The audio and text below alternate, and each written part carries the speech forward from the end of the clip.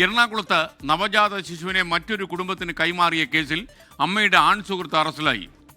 4 ദിവസം പ്രായമുള്ള കുഞ്ഞിനെയാണ് ഇവർ കൈമാറിയത്. കുഞ്ഞിന്റെ അമ്മയെ വനിതാ കേന്ദ്രത്തിലേക്ക് മാറ്റിയിട്ടുണ്ട്. SKN വിവാഹേതര ബന്ധത്തിലുണ്ടായ 4 ദിവസം മാത്രം പ്രായമുള്ള ആൺകുഞ്ഞിനെയാണ് യുവതിയും അതോടൊപ്പം തന്നെ അങ്കമാലി സ്വദേശിയായ ടോണിയും ചേർന്ന് ഉപേക്ഷിച്ചത്.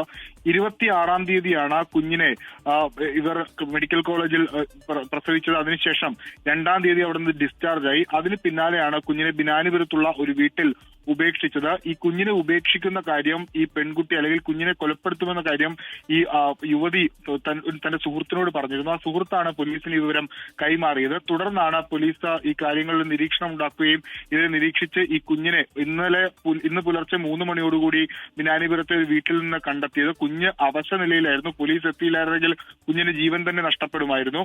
തുടർന്ന് ഇവരെ കേന്ദ്രീകരിച്ച് അന്വേഷണം നടത്തിയപ്പോൾ ഇവർ മുനമ്പത്തുള്ള ഒരു ലോഡ്ജിൽ താമസിക്കുകയായിരുന്നു. രണ്ടുപേരെയും കസ്റ്റഡിയിലെടുത്തു.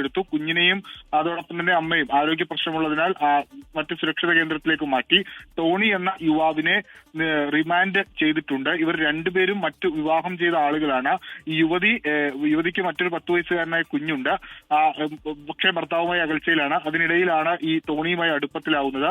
ടോണിക്ക് 3 കുട്ടികളുണ്ട്. അപ്പോ ഈ ബന്ധത്തിലുണ്ടാകുന്ന കുഞ്ഞ് പുറത്തു വന്നാൽ അത് വലിയ മാനക്കേടുണ്ടാകും എന്ന പശ്ചാത്തലത്തിലാണ് കുഞ്ഞിനെ ഉപേക്ഷിക്കാൻ തയ്യാറായത് എന്നുള്ളതാണ് ഇരുവരും നൽകിയിട്ടുള്ള മൊഴി. വിശദമായ അന്വേഷണം പോലീസ് നടത്തും. ഒപ്പം യുവതിയുടെ അറസ്റ്റ് രേഖപ്പെടുത്താനുള്ള സാധ്യതയുണ്ട്.